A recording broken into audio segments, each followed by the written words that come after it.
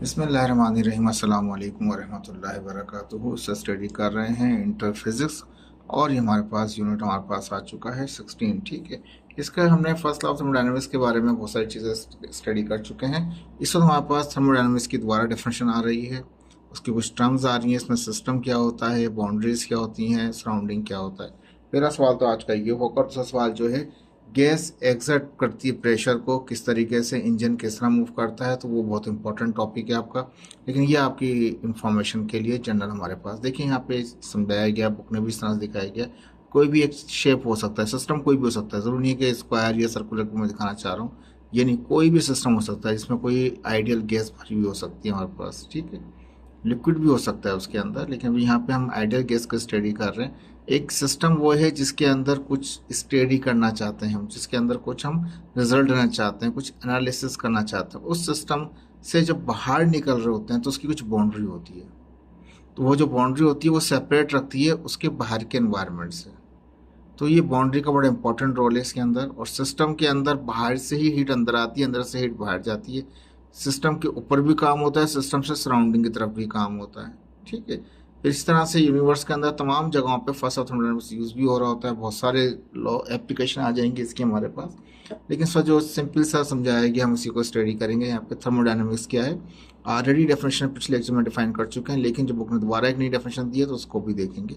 The study of heat flow, heat का flow होता है। अब जैसे कि सिस्टम है, सिस्टम से हीट सराउंडिंग की तरफ भी जा सकती है, सराउंडिंग से हीट सिस्टम में भी आ सकती है। तो कहता है कि स्टडी करेंगे हीट के फ्लो को। और या इस तरह कह लें, any other form of energy, कोई भी फॉर्म ऑफ एनर्जी या तो अंदर आ रही होगी या अंदर से बाहर जा रही होगी सिस्टम से। तो कहते हैं इनटू और out of the system, system के अंदर आ रही होगी कोई एनर्जी या अंदर से बाहर जा रही होगी, या सिस्टम के अंदर कोई हीट फ्लो हो रहा होगा या सिस्टम से बाहर कोई हीट फ्लो हो रहा होगा। As it undergoes a physical and chemical transformation, इसका जो तरीकाकार है जिसमें या तो हीट अंदर से बाहर जा रही है, बाहर से अंदर आ रही है, या कोई भी एनर्जी की फॉर्म अंदर से बाहर जा रही है, बाहर से अंदर आ रही है, जो भी तरीकाकार हो रहा है उसमें जो भी फिजिकल ट्रांस या केमिकल ट्रांसफॉर्मेशन हो रही है उसको थर्मोडायनामिक्स कहा जाता है। फासला की बात नहीं कर रहे, सिंपल थर्मोडायनामिक्स कहा जाता है। नाइन्थ में मैट्रिक में डेफिनेशन पढ़ी, थर्मो मीन्स हीट, डायनामिक्स में मूवमेंट। तो वही हीट फ्लो का मूवमेंट है, सिस्टम से बाहर की तरफ जा रही हो सराउंडिंग में, या सराउंडिंग से सिस्टम के अंदर आ रही हो। ठीक है, हीट का फ्लो भी कैसे, एनर्जी है वो सिस्टम से सराउंडिंग में जा रही हो, सराउंडिंग से सिस्टम में आ रही हो। इसकी स्टडी को, इसके ट्रांसफॉर्मेशन को, इसके रिसर्च को, इसके एनालिसिस को हम थर्मोडायनामिक्स कहते हैं। यानी हीट का फ्लो है, एनर्जी का फ्लो है, सिस्टम से बाहर सराउंडिंग, सराउंडिंग से सिस्टम, वो थर्मोडायनामिक्स है। तो इसमें सिस्टम क्या चीज़ है, तो कहता है it is a physical specific portion. ये फिजिकल एक पार्ट होता है यूनिवर्स का जो स्टडी किया जाए, ऑब्जर्व किया जाए, इसमें या एनालिसिस किया जा रहा हो उसको, जिसके ऊपर हम स्टडी कर रहे हैं, जिसको हम चेक कर रहे हैं, रिसर्च कर रहे हैं, मार्क कर रहे हैं, उसको हम सिस्टम कहते हैं। System is separated from the surrounding, जो सराउंडिंग इर्द गिर्द होती है, जो इर्द गिर्द होता है सिस्टम के, उसको सेपरेट रखने के लिए, सराउंडिंग को सिस्टम से रखने के लिए बाउंड्रीज होती है। यहाँ पे भी का system is separated from surrounding by the boundary, boundaries वो सेपरेट हो रहा होता है। System can be any size, any shape, और it may be a single substance और अ कॉम्बिनेशन। या तो एक सब्सटेंस होगा या नंबर ऑफ सब्सटेंस होगा, कंपाउंड बना हुआ होगा उसके अंदर, या कोई सी भी शेप का हो सकता है। पिस्टन देखें, पिस्टन अलग फॉर्मेशन है हमारे पास। ठीक है, कंटेनर की अलग फॉर्मेशन है। मुख्तलिफ किस्म के शेप के अंदर हम मुख्तलिफ तरीके के रिजल्ट ले रहे होते हैं हमारे पास। ठीक है, क्यूबिकल शेप भी होते हैं, सिलेंड्रिकल शेप भी होते हैं, मुख्तलिफ किस्म के फॉर्म आ जाएगी हमारे पास। कहने का मकसद ये है कि यहाँ पे हम स्टडी करेंगे जिस चीज़ को, ऑब्जर्व करेंगे, एनालिस करेंगे जिस चीज़ को, उस स्पेसिफिक पोर्शन को हम सिस्टम कहते हैं। सिस्टम हमेशा सराउंडिंग से बाउंड्री की वजह से अलहदा होता है, कोई भी शेप हो सकता है। अब तीन किस्म के हमारे पास यहाँ सिस्टम है। There are three type of system, open system, close system और आइसोलेटेड सिस्टम। ठीक है, अब एक चीज़ दिखा रहा है कि अंदर ये एक हमारे पास चाय हमारे पास है, हीट एक्सचेंज हो रही है, हीट अंदर से यानी सिस्टम से निकल के बाहर जा रही है। बाउंड्री जो है उसकी सिर्फ सरफेस है, वो आसानी से पास कर रही है। मैटर भी बाहर जा रहा है, आ सकता है, जा भी सकता है, हीट अंदर भी आ सकती है, जा भी सकती है, खुला है हमारे पास, ओपन है। दूसरा सिस्टम ये होता है जिसमें क्लोज कर दिया जाए, लिड रख दिया जाए, कोई उस पर कवर कर दिया जाए। अब अंदर तो हीट है, ठीक है, अंदर तो हीट है, लेकिन वो मटेरियल नहीं जा सकता, ये जो लिक्विड है वो बाहर नहीं जाएगा, लेकिन हीट जा सकती है, आ सकती है।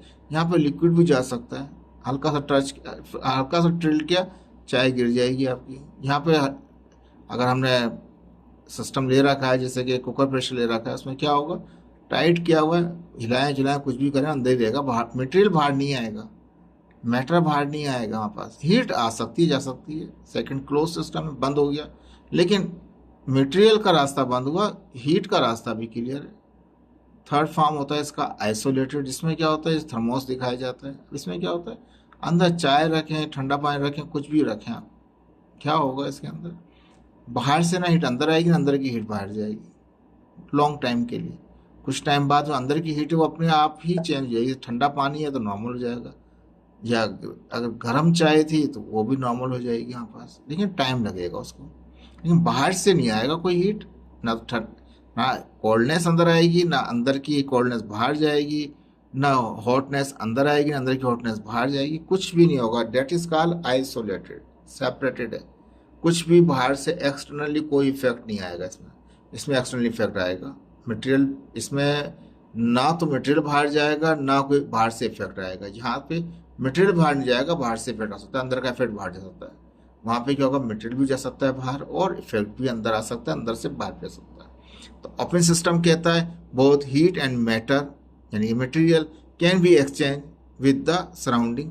जो सराउंडिंग है उससे एक्सचेंज कर सकता है, हीट भी बाहर जा सकती है, वो भी जा सकता है bye passing through the boundaries, जो इसकी अपनी बाउंड्रीज है, सतह है, उससे पास होकर चला जाएगा। For example cup of hot coffee, steam, एक धुआं निकल रहा है, भाप निकल रही है मैटर की, वो भी ले सकते हैं, हीट भी ले सकते हैं, मैटर भी ले सकते हैं। Can escape from the cup, cup से बाहर जा सकता है, वो स्केप हो सकता है, निकल सकता है।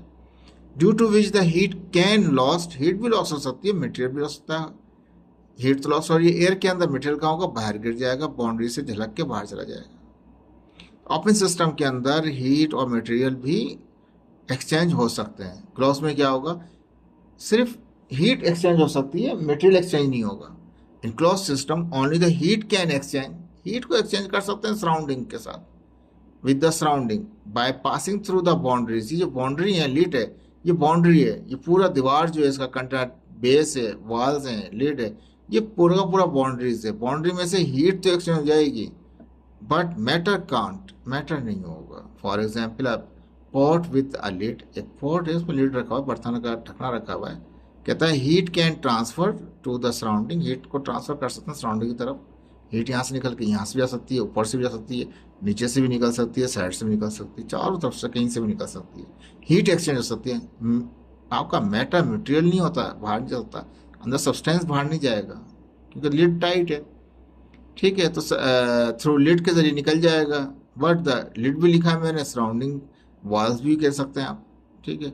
बट द मैटर यानी कि स्टीम वाटर, जो अंदर भाप वाला पानी है, इस ट्रैप अंदर फंस जाएगा inside the port and can't escape, वो बाहर नहीं निकलेगा, ठीक है जी। मटेरियल यहाँ पे निकल सकता था, हीट भी एक्सचेंज हो रही है, यहाँ पे मटेरियल नहीं जाएगा, हीट एक्सचेंज हो सकती है, चारों तरफ से हीट एक्सचेंज हो जाएगा, लेकिन मटेरियल बाहर नहीं जाएगा। आइसोलेट में क्या, ना मटेरियल जाएगा ना ही आपकी वो हीट एक्सचेंज होगी। It is an isolated system, ऐसे सिस्टम को आइसोलेटेड सिस्टम कहते हैं। Neither heat nor matter exchange, ना तो हीट आएगी जाएगी ना मैटर आएगा जाएगा एक्सचेंज होगा to the surrounding, surrounding for example thermos flask देखा रहा है हमारे पास।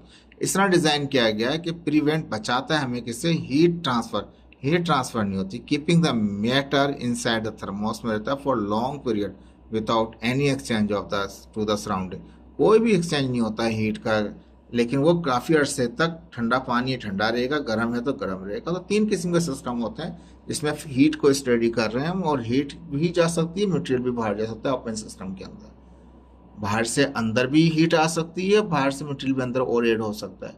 ये लिड लगा दिया, बंद कर दिया, टाइट कर दिया तो मटेरियल नहीं आएगा इसके अंदर, सब्सटेंस नहीं आ सकेगा, लेकिन हीट जा सकती है। ये वो है थर्मोस वाला आइसोलेटेड सिस्टम। क्लोज सिस्टम के अंदर बाहर से कोई मटेरियल नहीं आएगा, हीट एक्सचेंज हो सकती है, हीट दोनों में एक्सचेंज हो सकती है, उसमें मटेरियल, इसमें मटेरियल नहीं, और इसमें ना तो मटेरियल ना हीट एक्सचेंज होगी, डेट इज आइसोलेटेड। लेकिन छोटे छोटे टर्म्स हैं। बाउंड्री क्या है? बाउंड्री वो चीज़ें जो अलहदा रखती हैं। कंट्रीज की बाउंड्रीज होती हैं जो एक कंट्री को दूसरे कंट्री से अलग रख रही होती हैं। फिर होमोजीनियस हेट्रोजीनियस मिक्सचर ही पढ़ चुके हैं केमिस्ट्री के अंदर आप लोग। बाउंड्रीज का बड़ा इंपॉर्टेंट रोल है। तो अभी सिस्टम अंदर है, जैसे नजर आ रहा है आपको, सराउंडिंग बाहर है, उसको बाउंड्री जैसे स्क्वायर में नजर आ रहा है, ये बाउंड्री है इसकी। तो इट इज़ अ फिजिकल, ये फिजिकल नजर आने वाला भी है, इमेजिनरी भी होता है। पास का दो सब्सटेंस होते हैं, जैसे अल्लाह पाक ने कहा कुरान पाक के अंदर कि दो पानी है, दरिया हैं, वो आपस में, एक मीठा पानी है, एक मीठा पानी अल्लाह पाक ने कहा, और दूसरा वो खारा पानी है। नहीं, समंदर का पानी खारा है, उसमें दरिया का पानी आके मिल रहा है। ना समंदर का पानी खारे में जा सकता है, ना खारा पानी समंदर में के समंदर का खारा पानी ना नदी के पानी के साथ मिल सकता है, ना नदी का मीठा पानी समंदर के खारे पानी के साथ मिल सकता है। अल्लाह पाक ने खुद कुरान में कहा, 1400 साल पहले बता दिया। लेकिन आज साइंस ने दिखा दिया आपको कि जी yes, it is a place, ये जगह है हमारे पास जहाँ पे दरिया का पानी आता है, गदला पानी नजर आता है, एक तो समंदर का पानी नीला नजर आता है। ना समंदर का पानी मीठे पानी से मिक्स हो रहा था, ना मीठा पानी उससे मिक्स हो रहा था। There is a boundary. तो वो बाउंड्री है जो 14 साल पहले बता दी गई थी। उस वक्त तो किसी को पता ही नहीं था कि कहाँ होगा ऐसा, लेकिन आज साइंस ने ढूंढ लिया, आबादी बढ़ गई, लोगों के पास रिसर्च आ गई। तो क्या होता है, बाउंड्री होती हैं जो सेपरेट रखती हैं, फ़र्क रखती हैं। अब बाउंड्री बहुत बड़ी टॉपिक हो जाएगा, अगर डिस्कस करने बैठूंगा 1 घंटा लगा दूंगा मैं आपको। दीन के हवाले से भी, दुनिया के बिजनेस के हवाले से, वाट एवर जैसे भी लेना चाहे, लेकिन इतना समझ लीजिए फिजिकल तरीके से भी या इमेजिनरी तरीके से हम सिस्टम को और सराउंडिंग को अलग-अलग रखें, तो वो बाउंड्री होता है। जैसे इंसान है ना, गलत काम करता है तो उसकी बाउंड्री होती है, अगर वो बाउंड्री क्रॉस करेगा गलत काम कर लेगा। अगर अपनी बाउंड्री में रहेगा तो लीगल रहेगा, बाउंड्री क्रॉस करेगा तो इलीगल हो जाएगा। तो एक इमेजिनेशन हो गई, सोच में ही आ गया, इमेजिन कर लिया आपने, इमेजिनरी आ गया ना। फिजिकल नज़र नहीं आ रहा लेकिन इमेजिनरी है। इस तरह वो पानी का है जिसमें मीठा पानी और खारा पानी है, दोनों आपस में नहीं मिलते। वीडियो चाहे वीडियो दिखा दूंगा मैं आपको, लेकिन आप सर्च कर लीजिएगा यूट्यूब के ऊपर, मिल जाएगा आपको। तो बाउंड्रीज क्या करती हैं, सेपरेट रखती हैं सिस्टम को सराउंडिंग के साथ। System and surrounding are separated by the boundary. हमेशा सिस्टम और सराउंडिंग अलग अलग होते हैं, किसकी वजह से? बाउंड्रीज की वजह से। ठीक है जी। अब आप आ गया सराउंडिंग। तो सराउंडिंग वो एरिया है जहाँ पे हीट जाती है, या सिस्टम के बाद का जो एरिया है उसे हम सराउंडिंग कहते हैं। तो पेरीफेरी लिखा मैंने, एरिया, इर्द गिर्द का जो एरिया है, सिस्टम के इर्द गिर्द का जो एरिया है, सब सराउंडिंग कहलाता है। ट्रांसफार्मर है, ट्रांसफार्मर के इर्द गिर्द जो है सारा सारा उसका पेरीफेरी एरिया कहलाएगा, सराउंडिंग कहलाएगा।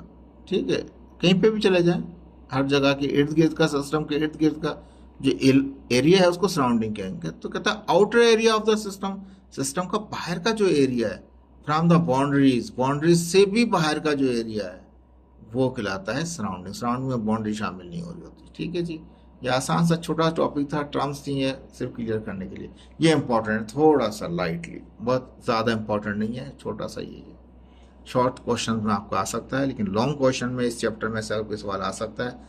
फर्स्ट लॉ ऑफ थर्मोडायनामिक्स से उसकी एप्लीकेशन है, और स्पेसिफिक हीट कैपेसिटी वाला सवाल है जो आपका कल से नए लेक्चर के अंदर स्टार्ट हो जाएगा।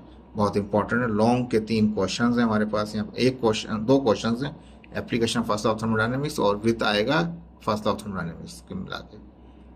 2 सवाल यहाँ बन सकते हैं इस चैप्टर से, बहुत इंपॉर्टेंट है। आगे के लेक्चरों को तवज्जो से सुनिएगा। ठीक है, अभी यहाँ पे आते हैं, एक्सप्लेन कीजिए work done by the gas. एक गैस की वजह से काम होता है, वर्क होता है, या प्रूफ कर दें, प्रूफ डेट कर दें, वर्क बराबर है प्रेशर चेंज इनटू वॉल्यूम के साथ, ये भी साबित कर दें। दोनों तरीके से कोई सा भी कर सकता है। शॉर्ट क्वेश्चन है। होता क्या है, देखिए, एक यहाँ पास एक कंटेनर है, सिलेंडर टाइप का एक कंटेनर है, जिसका क्रॉस सेक्शनल एरिया है, जैसे ए दिखा रहे हैं यहाँ पे। ठीक है, मैंने ये एस लिखा हुआ है, अब इसको एक्स लिखा हुआ है, इसको एस कर लीजिएगा। बुक ने ड्राइव में एस में किया हुआ, लेकिन यहाँ भी ड्राइव नहीं कर रहा, ड्राइव बाद में करेंगे प्रूफ डेट में, या समझाने के लिए सिर्फ। इसमें कोई गैस भर रखी है, अगर गैस का प्रेशर बढ़ेगा, और ये पिस्टन जो है ये मूवेबल है, जब प्रेशर बढ़ेगा तो क्या होगा, मूवेबल पिस्टन है तो क्या होगा, पिस्टन अप साइड पे, यानी कि सिस्टम से सराउंडिंग की तरफ मूव करेगा, पिस्टन अप जाना शुरू कर देगा। जब उस पिस्टन अप जाना शुरू करेगा तो याद रख लीजिए क्या होगा, जो गैस का जो यहाँ वॉल्यूम है वो बढ़ जाएगा, प्रेशर वो अपना कांस्टेंट रखेगा। ठीक है। और गैस हम इसमें भरते हैं आइडियल गैस। आइडियल गैस में बहुत सी तरह डिफाइन कर चुका हूँ। लॉसेस फ्री गैस होती है, ठीक है, जिसमें पोटेंशियल एनर्जी का भी कोई रोल नहीं आ रहा होता। लास्ट लेक्चर में डिफाइन कर चुके हैं, आपको जाके देखिए, वहाँ से सब मिलेगा आपको। तो एक आइडियल गैस भर रखी है, क्रॉस सेक्शनल एरिया है उसका। तो कुछ फास्ट जब अंदर गैस का प्रेशर बढ़ेगा, या ये कहना उसके मालिक काइनेटिक एनर्जी बढ़ेगी, इंटरनल एनर्जी बढ़ेगी, तो क्या होगा, ये मूव करेगा। फिर पिस्टन मूवेबल है तो अप मूव करेगा, तो वर्क डन क्या हो जाएगा, पॉजिटिव हो जाएगा। और दूसरा केस करें, अगर बाहर से ज़्यादा प्रेशर लगा दें तो क्या होगा, वो नीचे आ जाएगा। नीचे आ जाएगा, दबाएगा इस गैस को, लेकिन जैसे इसको छोड़ेंगे, जैसे हम उसको छोड़ेंगे तो क्या होगा, ये रुकेगा नहीं, क्योंकि ये तो गैस को बहुत कंप्रेस कर चुका है। एकदम से एक स्ट्रोक लगाएगा पीछे जाने के लिए और सीधा आप चले जाएगा। इसको मैं जब कार्नोट इंजन आएगा, कार्नोट इंजन के अंदर इसका बहुत अच्छी तरह डिटेल में समझाऊंगा, कभी भी जिंदगी में नहीं भूलेंगे उसको आप। यहाँ पर नहीं है, लेकिन समझाने के लिए इसे हल्का सा बता दिया।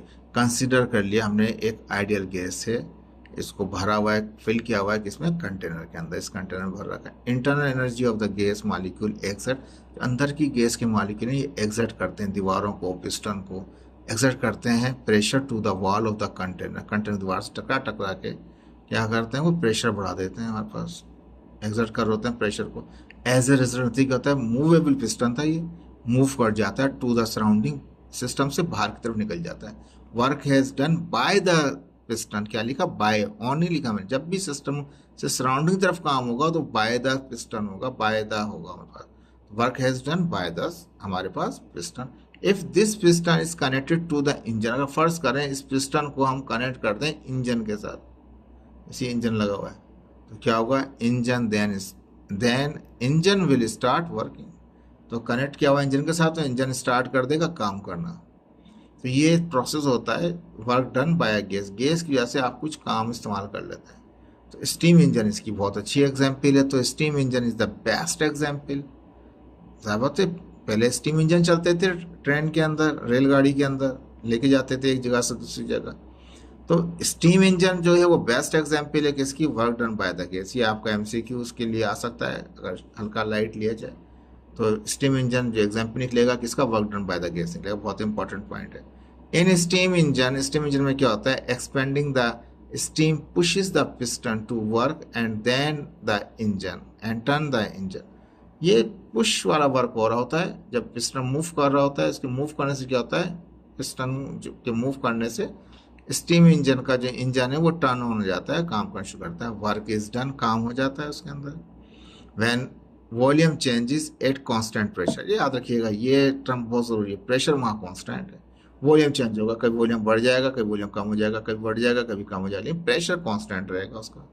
तो क्या होगा, वर्क बराबर होगा pressure into change in volume. Volume change हो रहा है लेकिन प्रेशर कांस्टेंट है। वर्क क्या है, डब्ल्यू जो है वर्क डन है, जिसको जॉउल में कह रहे हैं हम यहाँ पे।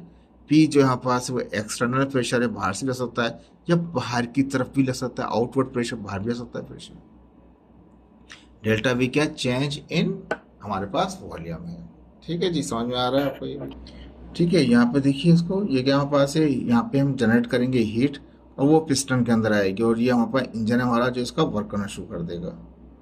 अभी देखिए ये हीटअप हुआ, जैसे ही वाटर हीटअप हुआ तो ये हीट आना शुरू हुई हमारे पास। जैसे ही हीट आई फ़ौरन उसने स्टार्ट कर दिया काम हमारे पास, कंप्रेस करेगा, एक्सपेंड करेगा और वॉल्यूम चेंज होता रहेगा। नहीं, प्रेशर याद रख लीजिए, इस पूरे प्रोसेस के अंदर प्रेशर आपका कांस्टेंट रहेगा।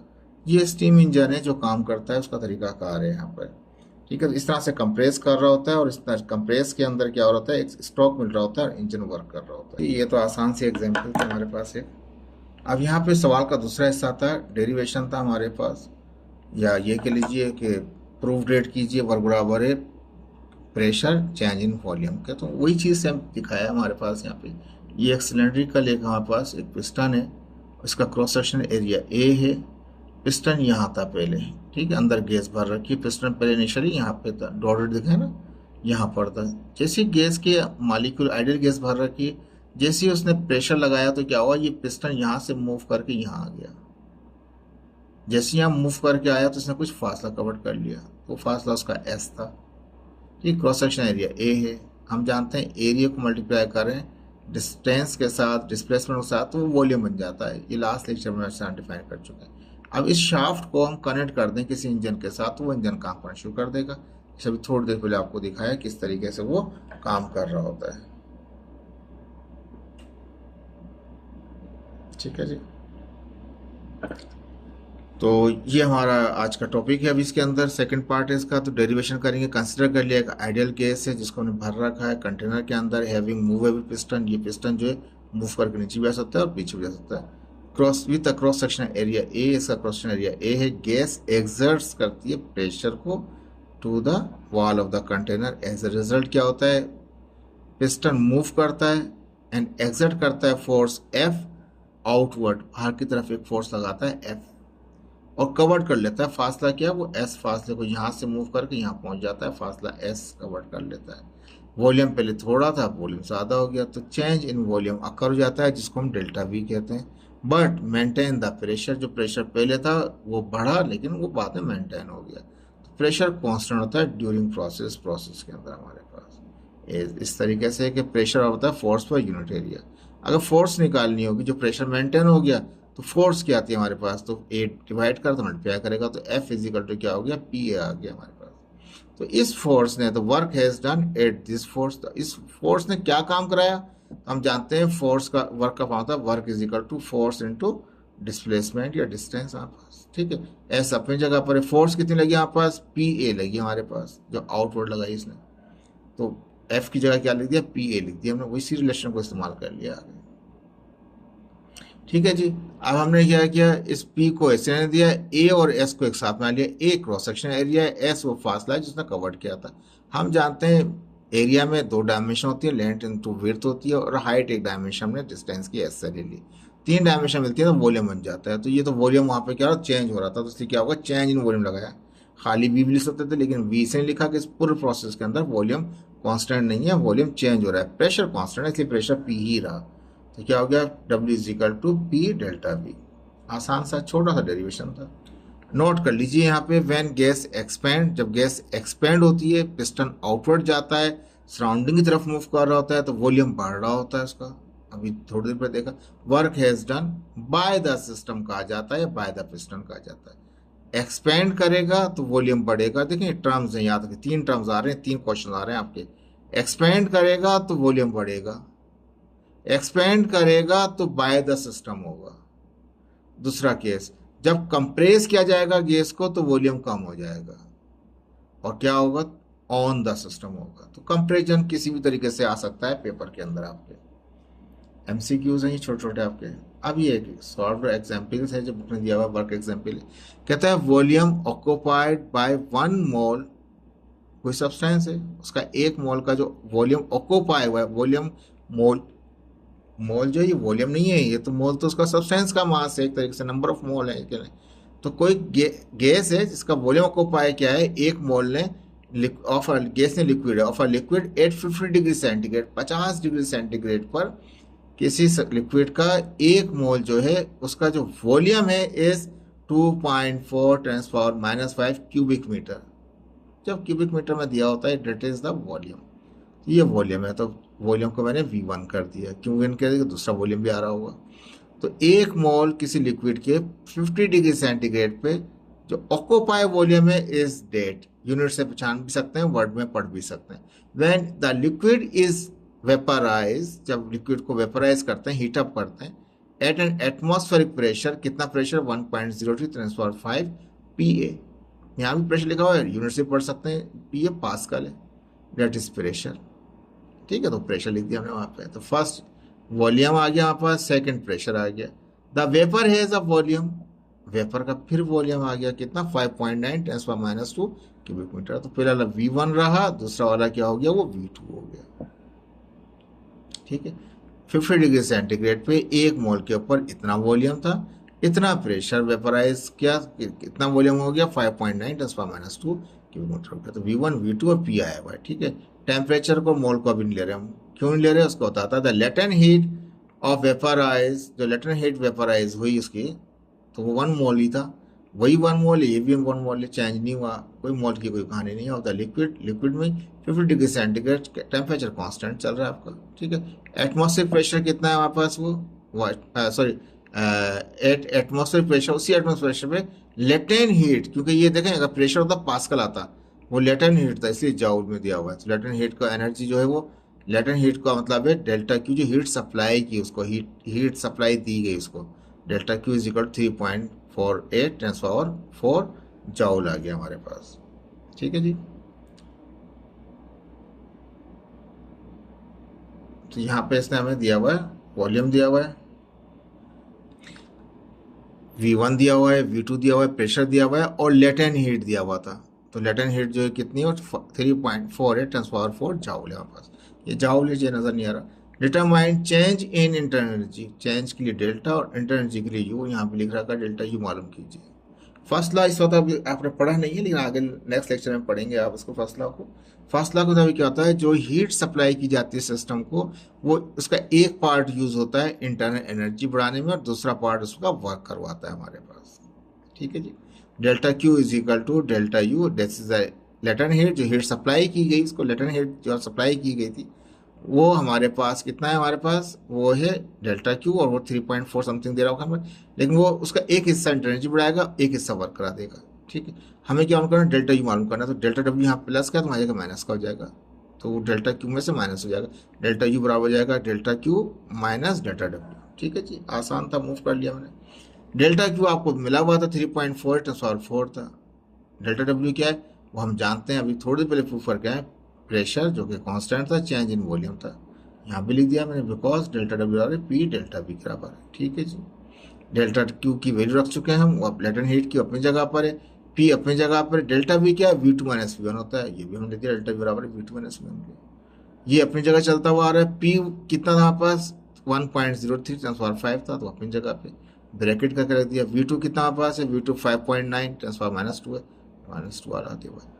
वी वन कितना 2.4 ट्रांसफार 5 है हमारे पास। ठीक है, मैंने आसान कर दिया ताकि बच्चे जिनको पावर में सॉल्व करना मुश्किल होता है उनके लिए आसान कर दिया कि ये तो ऐसे रहने दिया फिलहाल मैंने। देखें, इसका मतलब है ट्रांसफार 5, यानी कि इसके बाद 1 के बाद कितना आएंगे, 5 जीरो आ जाएंगे, 5 डिजिट तक जाएगा। 2 तो ये खुद है, तो कितना बचे, 3 जीरो लगा दिए मैंने, ट्रांसफार 5 को सॉल्व कर दी। -2 है तो उसका मतलब 2 डिजिट जाएगा, लेफ्ट जाएगा, तो ये 5 और 1 जीरो और आ जाएगा, 2 डिजिट आ गया। 5 के बाद मूव करके 2 डिजिट तक आ गया। ये कितना है, ये -5 है, तो ये यहाँ से 5 डिजिट तक जाएगा। एक तो 2 है, 2 है, 2 है से बाकी 4 जीरो आ जाएंगे, तो 4 जीरो आ गए। इसको इस तरह से सॉल्व करते हैं, कैलकुलेटर से भी कर सकते हैं। अब क्या करना है, इन दोनों को माइनस किया, जो रिजल्ट आया उसको मल्टीप्लाई कर दिया, वही आ गया यहाँ पर। इसको मैंने सॉल्व कर दिया, तो सॉल्व 4 है, इसका मतलब क्या है, 2 डिजिट तो ये है, 2 जीरो बाद आएगा पॉइंट, तो राइट मूव कर गया, 48 के बाद 2 जीरो लगा दिया। ये सॉल्व करना आता होगा, नाइन मैट्रिक में किया, यहाँ पे प्लस माइनस कर रहे हैं तो ये आ रहा है। बुक का आंसर चेंज है, हमें उससे कोई गर्ज नहीं अभी। ठीक है, एक नया क्वेश्चन है हमारे पास, एक दोबारा रिपीट कर देता हूँ। इसमें क्या दिया हुआ था आपको, एक वॉल्यूम दे रखा था पहले, इतना प्रेशर है, फिर वॉल्यूम ही हो गया। ठीक है, वॉल्यूम पहले वाला जो था बहुत थोड़ा था, दूसरा वाला वॉल्यूम बढ़ गया। जब बढ़ गया वॉल्यूम तो इसका मतलब वर्क पॉजिटिव था और सराउंडिंग की तरफ था, ये याद रख लीजिएगा। जब वॉल्यूम बढ़ जाएगा तो एक्सपेंड हो गया, अभी रूल पढ़ के आए आप, एक्सपेंड हो गया, वर्क पॉजिटिव होगा उसका। ठीक है, सराउंडिंग की तरफ वर्क हो रहा होगा। ये -5 में है तो ये छोटा है, और ये माइनस में थोड़ा बड़ा खिलाएगा उसका। ये प्रेशर दिया हुआ था आपको, लेटेंट हीट यानी सप्लाई हीट वो इतनी दे रखी थी, डेल्टा यू मालूम करना था। फर्स्ट लॉ लगाया उसका और सॉल्व कर लिया। ठीक है, इसके बाद हमारे पास सेकेंड वर्क एग्जाम्पल है। When a balloon is inflated, ठीक है, इन्फ्लेटेड क्या का मतलब है, जब बलून को हम फुला रहे हैं, उसके अंदर हवा भर रहे हैं, तो क्या हो रहा है, it's rubber wall push against the air around it. अब सर तो बलून के इर्द गिर्द जो हवा है, जैसे आप उसको फुलाएंगे तो वो उसको अगेंस्ट ही काम कर रहा होता है, हवा भर रही होती है, वो फूलता जाता है वो बलून जो होता है। ठीक है, ये सिर्फ समझाया है कि एक इनफ्लेटेड किया जा रहा है, उसमें हवा भरी जा रही है, फ्लेट नहीं किया जा रहा। फ्लेट होता था इन नहीं होता है, फ्लेट का होता है बिल्कुल सीधा, जैसे टायर फ्लेट हो जाता है, भरा हुआ होगा, इन्फ्लेटेड खिलाएगा। तो एक उसका रबड़ को क्या कर रहे हैं, उसको फुला रहे हैं, उसको बलून को। तो कैलकुलेट कीजिए वर्क डन को, डब्ल्यू मालूम कीजिए आपको। When the balloon is blown up, भरता है वो कहाँ से, 0.015 से भरता है, कहाँ तक जाता है, यहाँ तक जाता है। तो पहले कम था फिर ज़्यादा हो गया, पॉजिटिव वर्क है, वॉल्यूम बढ़ जाएगा, एक्सपेंड होगा। तो V1 पहला वाला V1, दूसरा वाला V2 है, तो मैंने रख दिया। क्यूबिक मीटर वॉल्यूम से नजर आ रहा है, वैसे भी यूनिट से नजर आ रहा है, कहीं वॉल्यूम का जिक्र नहीं आ रहा, यूनिट से पकड़ा आपने सिर्फ, पहले वाला V1, दूसरा V2। एटमॉस्फेयर प्रेशर कितना है, 0.01 ही हो गया, इंटू 10⁵ पास्कल है, प्रेशर दिया हुआ है। तो हम जानते हैं प्रेशर कांस्टेंट रहता है हमारे पास वर्क बाय द गैस के अंदर। हमारे पास वर्क बाय द गैस का फार्मूला क्या है, W is equal to P delta V, pressure constant होता है उसका। तो 1 प्रेशर में डेल्टा वी का मतलब क्या है, V2 माइनस V1। ये थोड़ा सा हमसे मिस्टेक हो गई। ठीक है जी, ये सही कर लिया हमने, V2 माइनस V1 कर लिया। P कितना था, 1 × 5 था हमारे पास। V2 कितना पास है, 0.030 था, और वो कितना है 0.015। माइनस करेंगे तो 0.015 मल्टी, इसको 0.5, ये पावर 5 है तो 1 के बाद कितने जाएंगे, 5 आ जाएंगे। 3 कितना आ जाएंगे, इसके बाद 5 आ जाएंगे, 1 2 3 4 5 आ गए, 3 ये और 2 ये, 5 आ गए 0। मल्टीप्लाई करें 1500 जॉल आ जाएगा जब वर्क होगा। देखें ये आसान सा छोटा सा आपका एग्जाम्पल थे, फार्मूले थे, ये सॉल्व कराया गया। होपफुल कि आपको समझ में आया होगा ये। तो काइंडली शेयर कीजिए, लाइक कीजिए, सब्सक्राइब कीजिए। Thank you so much. अल्लाह हाफिज़।